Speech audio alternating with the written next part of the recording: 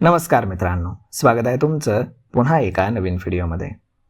मित्रांनो, मार्च आणि एप्रिल महिन्यामध्ये जागतिक तेल साठ्यामध्ये विक्रमी वेगाने घट झाली आहे. या केवळ 2 महिन्यात तब्बल 24,60,00,000 बॅरल तेल साठा कमी झाला आहे.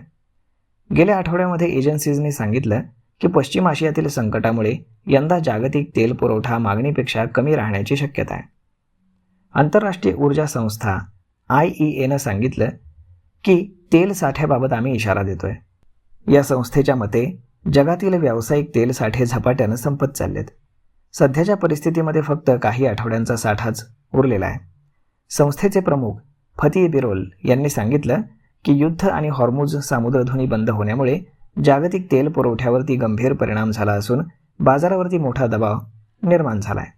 त्यामुळे भारताकडे किती दिवसांचा तेल साठा आहे याबाबत चर्चा सुरू झाली. विशेष म्हणजे मंगळवारी पुन्हा एकदा पेट्रोल आणि डिझेलच्या दरांमध्ये थोडीशी वाढ करण्यात आली. पॅरिसमध्ये आयोजित G7 देशांच्या अर्थमंत्र्यांच्या बैठकीमध्ये सहभागी झालेल्या बिरोल यांनी सांगितलं की आपत्कालीन परिस्थिती हाताळण्यासाठी रणनीती तेल साठ्यातून दररोज 25 लाख बॅरल तेल बाजारामध्ये सोडले जाते. मात्र हे साठे अमर्यादित नाहीत. मार्च आणि एप्रिलमध्ये जागतिक तेल साठ्यामध्ये विक्रमी घट झाली असून या 2 महिन्यांमध्ये 24,60,00,000 बॅरल तेल साठा कमी झाला आहे. गेल्या आठवड्यामध्ये एजन्सीजने इशारा दिला की पश्चिम आशियातील तणावामुळे यावर्षी जागतिक तेल पुरवठा हा मागणीपेक्षा कमी राहणार आहे. तर 12 मे रोजी पेट्रोलियम मंत्री हरदीप सिंग पुरी यांनी सांगितलं की जागतिक ऊर्जा संकट असूनही भारताकडे 2 महिन्यांचा इंधन साठा असल्याच्या पुरवठ्याच्या बाबतीत काळजी करण्याचं कारण नाही. मात्र त्यांनी इशारा दिला की कच्च्या तेलाच्या किमती अशाच उच्च राहिल्या आणि किरकोळ दरामध्ये बदल झाला नाही तर सरकारी तेल कंपन्यांना एका तिमाहीमध्ये 1 लाख कोटी रुपयांचा तोटा होऊ शकतो.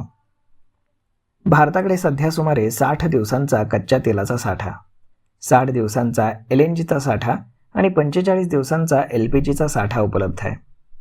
मंगळवारी पेट्रोल आणि डिझेलच्या दरामध्ये प्रति लिटर 90 पैशांची वाढ करण्यात आली.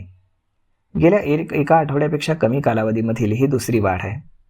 या वाढीनंतर राजधानी दिल्लीमध्ये पेट्रोलचा दर हा 97 रुपये 77 पैशांवरनं 98 रुपये 64 पैसे प्रति लिटर झालेला आहे. तर मग मित्रांनो, अशा पद्धतीनं जर तेलाच्या किमती सातत्यानं वाढत राहिल्या तर जगामध्ये महागाईचा धोका निर्माण होऊ शकतो. तर मग मित्रांनो, हा व्हिडिओ, ही माहिती तुम्हाला कशी वाटली हे तुम्ही आम्हाला कमेंट करून नक्कीच सांगा. आणि जर आवडली असेल तर आपल्या जवळच्या मित्रमंडळींसोबत देखील हा व्हिडिओ तुम्ही शेअर करायला विसरू नका. धन्यवाद.